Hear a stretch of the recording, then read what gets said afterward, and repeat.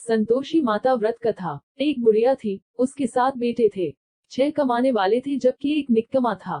बुढ़िया 6 बेटों की रसोई बनाती, भोजन कराती और उनसे जो कुछ जूठन बचती वह 7वें को दे देती। एक दिन वह पत्नी से बोला, देखो मेरी माँ को मुझ पर कितना प्रेम है। वह बोली, क्यों नहीं, सबका झूठा जो तुमको खिलाती है। वह बोला, ऐसा नहीं हो सकता है, मैं जब तक आंखों से न देख लूं मान नहीं सकता। बहू हंसकर बोली, देख लोगे तब तो मानोगे। कुछ दिन बाद त्योहार आया। घर में 7 प्रकार के भोजन और चूरमे के लड्डू बने।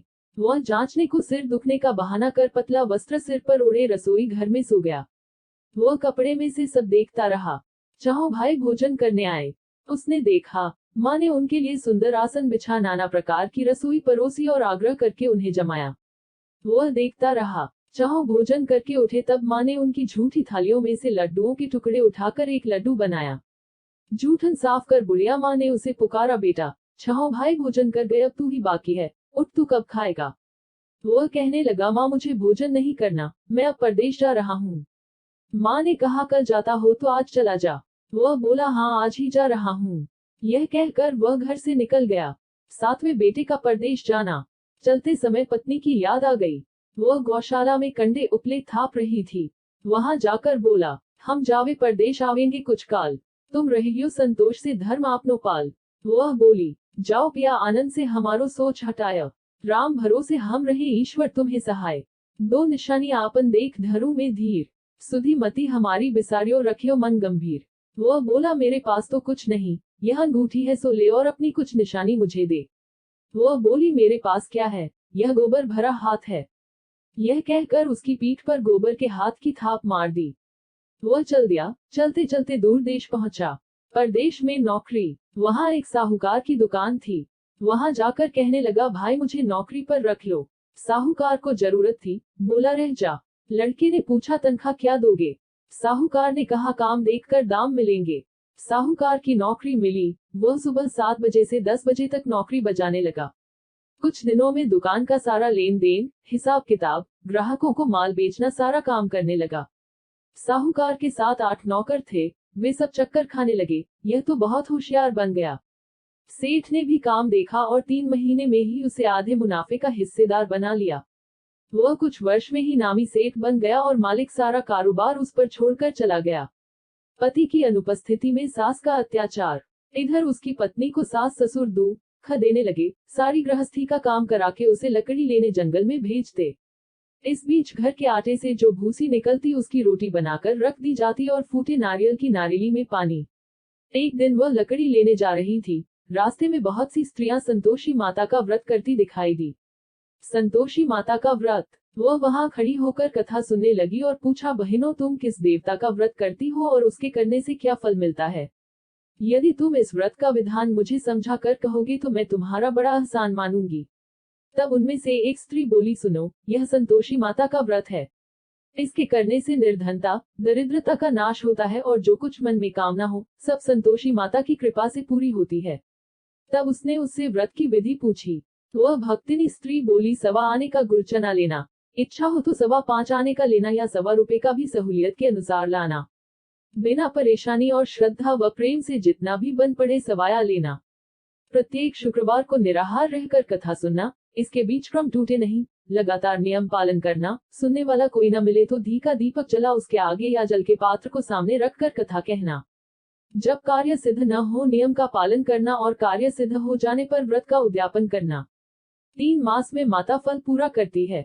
यदि किसी के ग्रह खोटे भी हों तो भी माता वर्ष भर में कार्य सिद्ध करती है।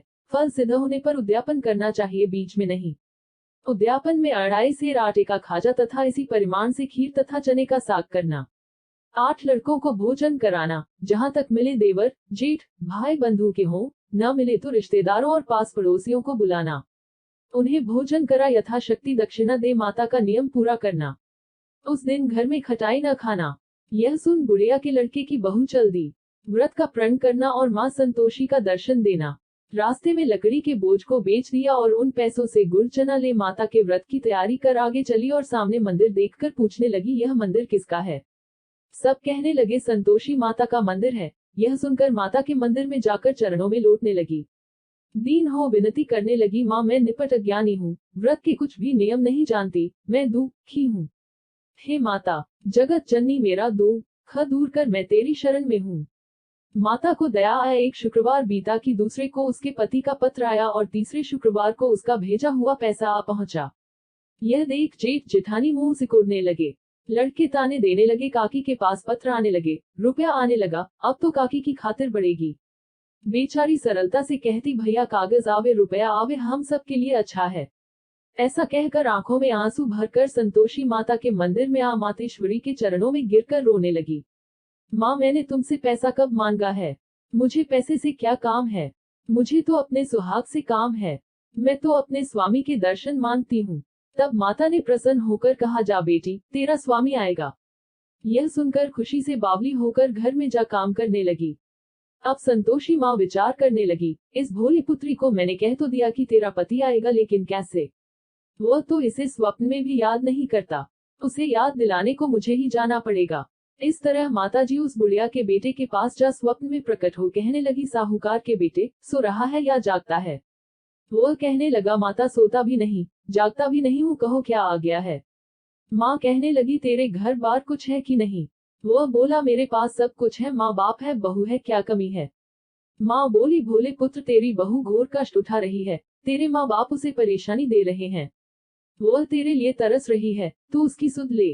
वह बोला, हाँ माता जी यह तो मालूम है, परंतु जाऊं तो कैसे?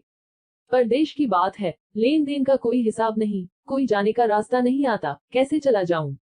माँ कहने लगी, मेरी बात मान, सवेरे नहा धोकर संतोषी माता का नाम ले, घी का दीपक जला दंडवत कर दुकान पर जा बैठ। देखते देखते सारा लेन देन चुक जाएगा, जमा का माल बिक जाएगा, सांझ होते होते धन का भारी ढेर लग जाएगा। अब बूढ़े की बात मानकर वह नहा धोकर संतोषी माता को दंडवत घी का दीपक जला दुकान पर जा बैठा। थोड़ी देर में देने वाले रुपया लाने लगे, लेने वाले हिसाब लेने लगे। कोठे में भरे सामान के खरीददार नकद दाम दे सौदा करने लगे। शाम तक धन का भारी ढेर लग गया।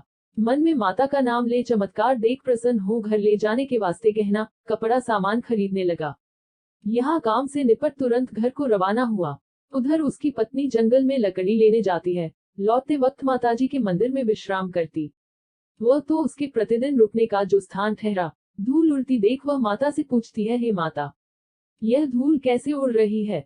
माता कहती है, हे पुत्री तेरा पति आ रहा है, अब तू ऐसा कर लकड़ियों के 3 बोझ बना ले, एक नदी के किनारे रख और दूसरा मेरे मंदिर पर व तीसरा अपने सिर पर।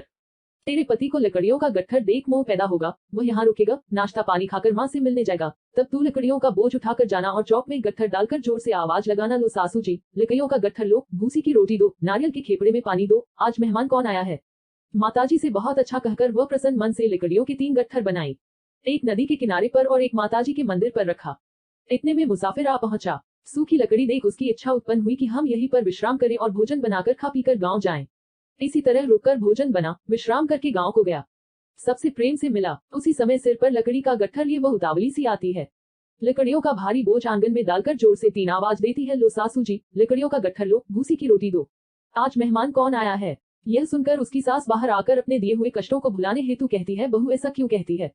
तेरा मालिक ही तो आया है, आ बैठ, मीठा भात खा, भोजन कर, कपड़े गहने पहन।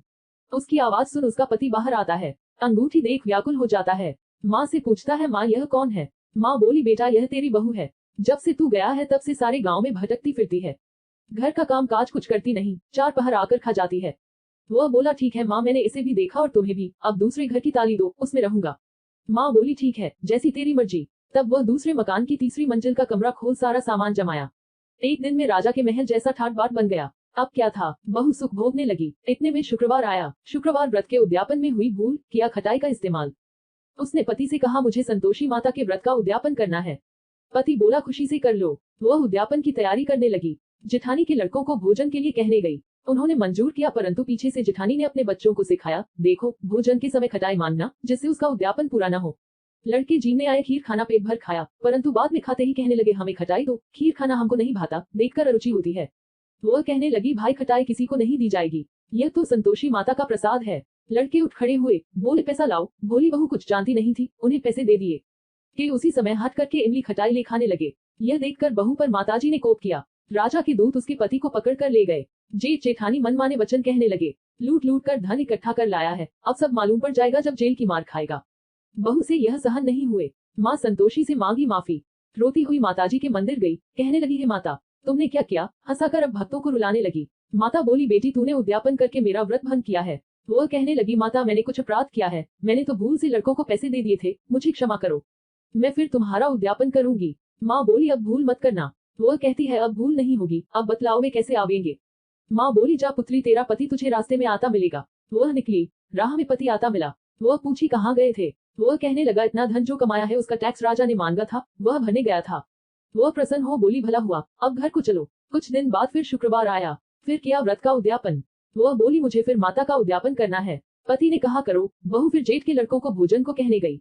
जेठानी ने एक दो बातें सुनाई और सब लड़कों को सिखाने लगी। तुम सब लोग पहले ही खटाई मांगना। लड़के भोजन से पहले कहने लगे, हमें खीर नहीं खानी, हमारा जी बिगड़ता है, कुछ खटाई खाने को दो। वह बोली, खटाई किसी को नहीं मिलेगी, आना हो तो आओ। वह ब्राह्मण के लड़के लाकर भोजन कराने लगी, यथाशक्ति दक्षिणा की जगह एक एक फल उन्हें दिया। संतोषी माता प्रसन्न हुई।